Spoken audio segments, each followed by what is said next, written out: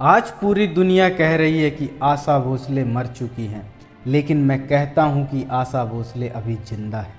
रुकिए, इससे पहले कि मुझे आप गलत समझें, मैं आपको उस सच से रूबरू कराना चाहता हूं जिसे मौत की दीवार भी नहीं रोक सकती। आज 12 अप्रैल की सुबह ब्रिज कैंडी अस्पताल से आई खबर ने सिर्फ उनके शरीर को शांत किया, उस आग को नहीं जिसने 92 साल तक इस देश को शुरू से सींचा। वो जिंदा हैं और हमेशा रहेंगी, पर कैसे साथियों? आज हम उनकी मौत पर शोक नहीं मनाएंगे, हम उनके उन संघर्षों का जश्न मनाएंगे जिसने एक साधारण लड़की को क्वीन ऑफ हिस्ट्री बना दिया। आज हम कुछ संघर्षों से प्रेरणा लेंगे और उनको श्रद्धांजलि देंगे और समझेंगे कि कितना बड़ा संघर्ष उनके जीवन में था। तो पहला संघर्ष, जब उन्होंने कैरियर शुरू किया तो सामने उनकी बड़ी बहन लता मंगेशकर खड़ी थी। शुरुआत में उन्हें सिर्फ वो गाने मिलते थे जो कोई नहीं गाता था, लेकिन उन्होंने हार नहीं मानी।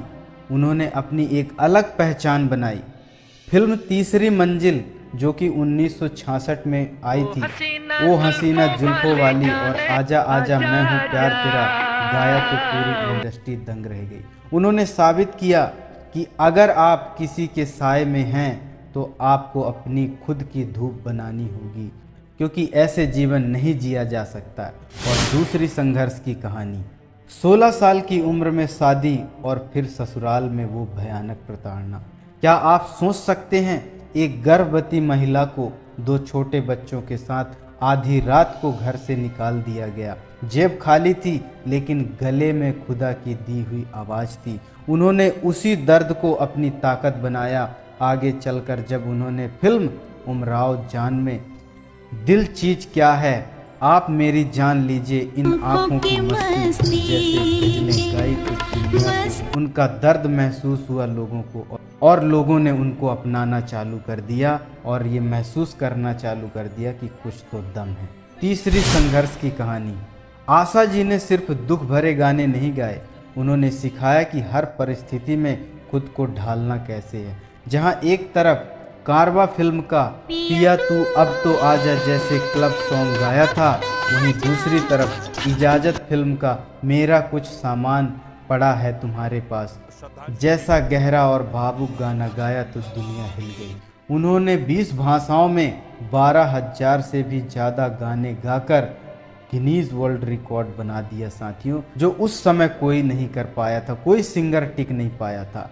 तो यहाँ पर हमें ये सीख लेना चाहिए साथियों कि हमारे फील्ड में कोई भी चाहे कितना भी बढ़िया सेल्समैन हो, कोई भी कितना भी बेहतरीन लीडर क्यों ना हो, हर माहौल में उसको ढलना आना चाहिए, आशा भोसले जी के जैसे।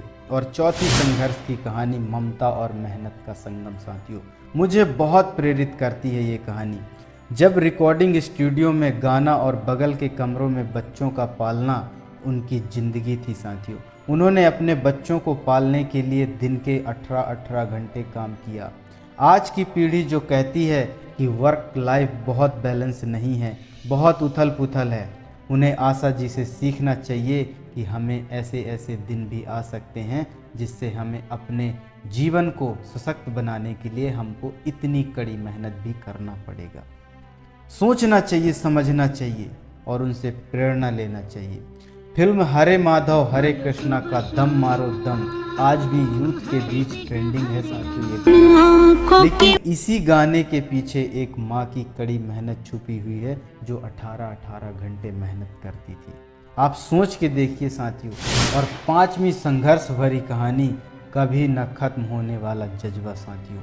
उम्र बढ़ती गई, अपने बिछड़ते गए, लेकिन आशा जी की मुस्कुराहट कभी कम नहीं हुई।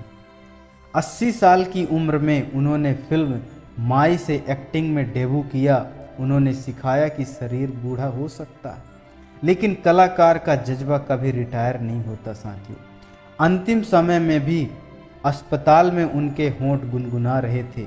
जब शिवाजी पार्क में राजकीय सम्मान के साथ उन्हें विदा किया गया, तो वहां मौजूद हर शख्स की आंखों में एक ही बात थी, ऐसी आवाज़ फिर कभी नहीं होगी, ऐसी आवाज़ फिर कभी नहीं होगी।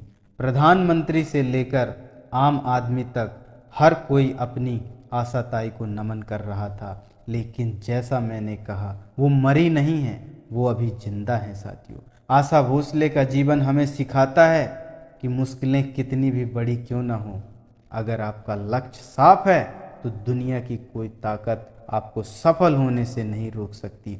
आशा जी का कौन सा गाना आपकी ज़िंदगी से जुड़ा है, कमेंट में लिखकर उन्हें श्रद्धांजलि जरूर दीजिए और कसम खाइए कि मैं इनकी संघर्ष की कहानियों से अपने आप को प्रेरित करूंगा और जीवन में सुधार लाऊंगा, अपने हर टारगेट को अचीव करूंगा, अपने लाइफ को बहुत ही अच्छे तरीके से जीऊंगा। तो आज के लिए इतना ही, मिलते हैं अगले सेशन में।